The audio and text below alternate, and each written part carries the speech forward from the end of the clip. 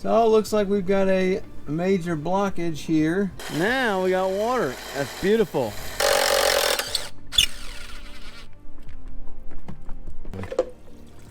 Bam. Oh, yeah, that is. Oh, yeah. That is bad.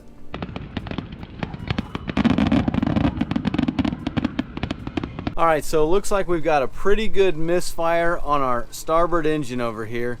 So what we need to do is investigate it a little bit more. I've noticed that when we shift it and the shift cutoff switch enters in and drops the cylinder out to make shifting easier, it really takes the RPMs down.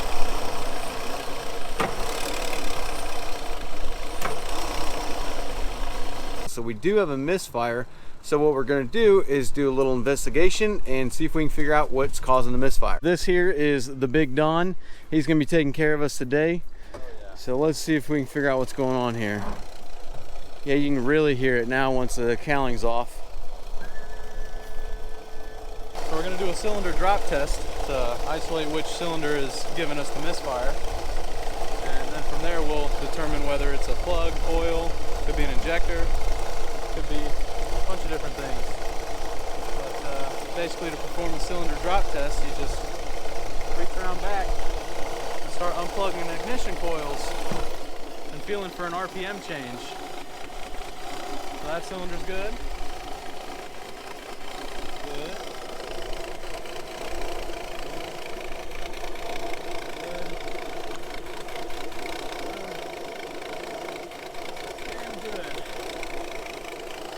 Cylinders are firing, but That's not good, Donnie.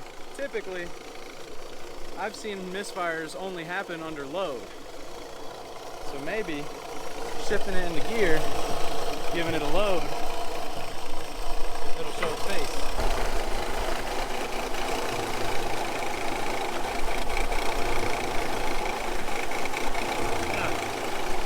Well, that really ain't good because it does look like they're all firing.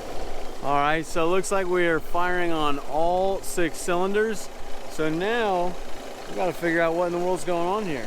Now, since our drop test didn't tell us anything, what we're going to need to do now is check our fuel pressure and make sure that we're getting proper fuel volume and the proper fuel pressure to let us know if maybe the FSM has a clog in it and it's not getting enough fuel, so it's going to run, but it's just dropping out because it doesn't have enough fuel to keep all 6 cylinders running at the same time. Well,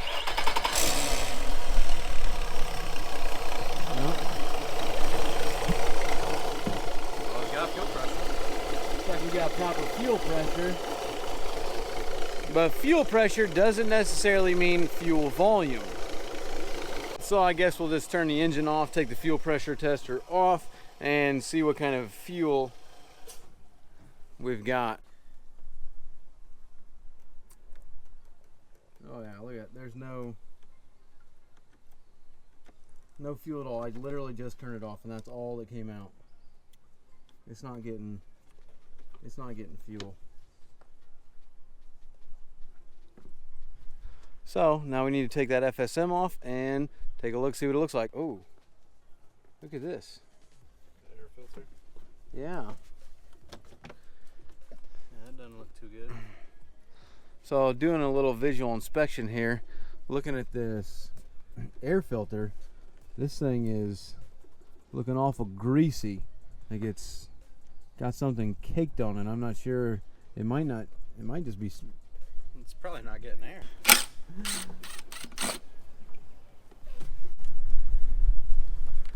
What are these for? What is that? It's a 5/16. Don't put that on there. I don't know, man. I was like, wait a minute, aren't these 10s? They are 10. Somebody's been in my thingy.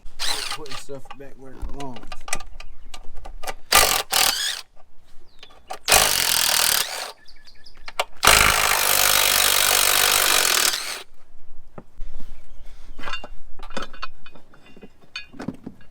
Shazam. What is all this? Somebody's trying to make a salad. Okay, now pull up.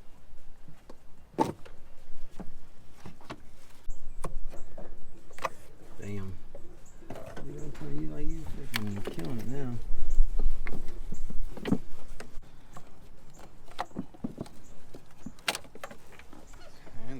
so. Okay. All right, Mr. Don, what are we looking to find? Well,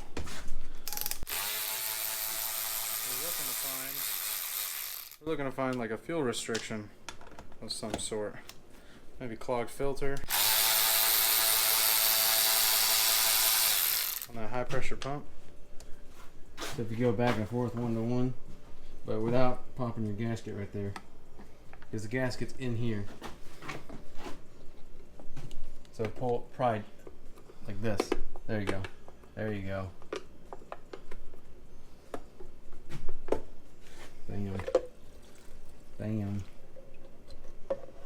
Alright. So, what are we looking like here? No, that's not very good though. Flip it up. Well, maybe I'm not seeing all the way. Need a light. Oh, yeah, that is. Yeah. That is bad. No bueno, Poppy. All clogged up with a bunch of junk. Look.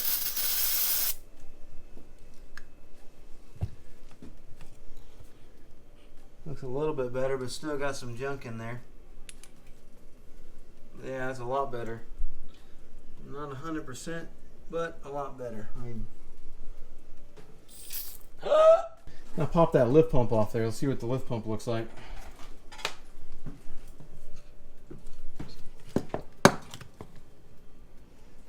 Lift pump's fine. The lift pump is clean? Oh, bugger.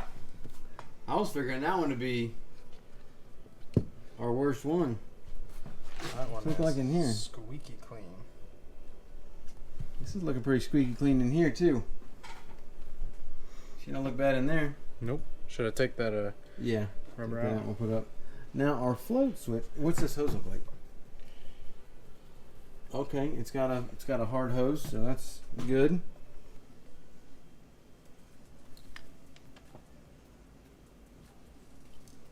Show the camera. I don't deserve to see.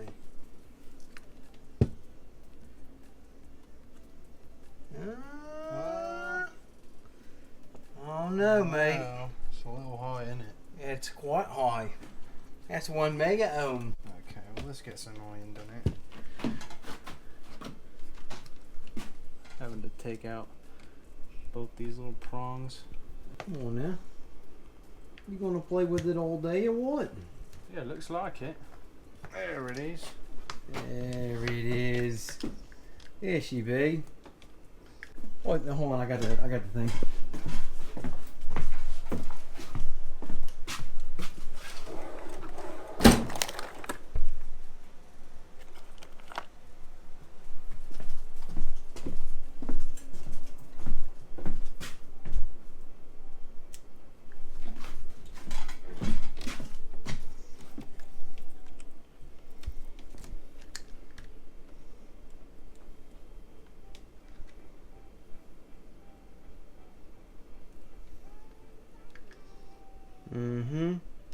Mira. ¿Qué pasa, güey? Ya, mira. Oh, look. No bueno, papi. It's no good. It's broken, man. It's broken. It's broken. I know how to do it. Look at there. It's perfect. Now, go back on the tester. Don't mind my rusted clip. I don't know, mate.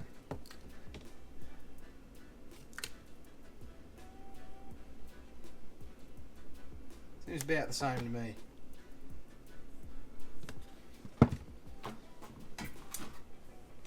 What's the problem here?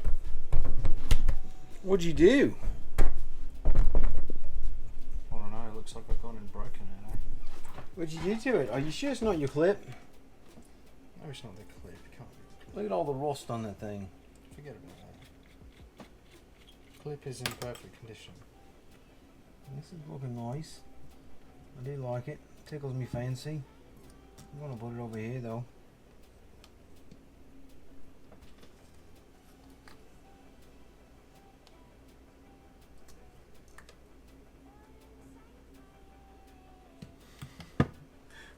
This clip is done for, man.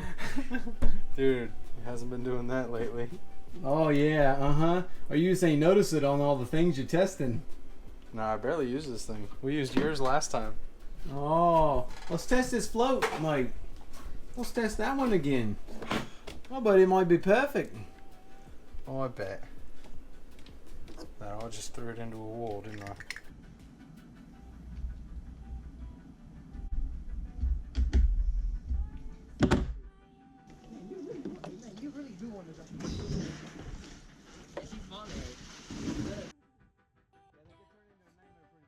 Yeah.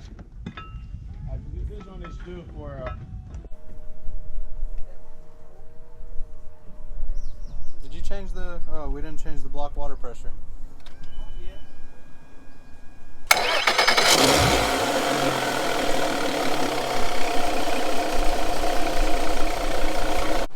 And now here we are at idle again, and now our water pressure is only showing 0.2 psi, which is not good. And if I put it on throttle only and raise our RPMs up, still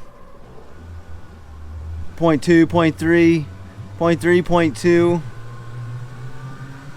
and you got 2,500 RPMs at 0.3. So what we've got going on now, that's just telling us the same thing that we had going on with our trim sensor, only this time it is our block water pressure sensor. And the block water pressure sensor on this engine is going to be back here in the back of the engine. We'll pull that off in just a second, but same thing with our trim sensor that we talked about the other week. If the engine doesn't think it has cooling water, it will limit the RPM of the engine and throw a code telling you, hey, I'm not getting cooling water, so then it won't let you go wide open throttle. So let's change this sensor out and see what our PSI is after we change the sensor. So here's our sensor back here, and it's got this hose coming out. One test that we can do is we can just take this off, and we've got no water coming out of that hose. No wonder we ain't got no pressure.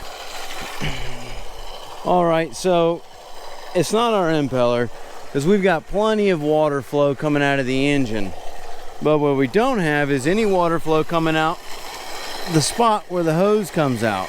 So we need to pull this fitting out and figure out why that's clogged. So it looks like we've got a major blockage here, and that's what's not letting us get our water pressure. And then, I don't know, what should I do? Help out Nash with that power head? Okay, yep. Now we got water. That's beautiful.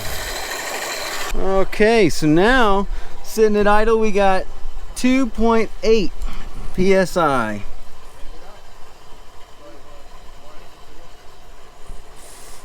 And that's going to fix our issue with the starboard engine and our water pressure issue with the port.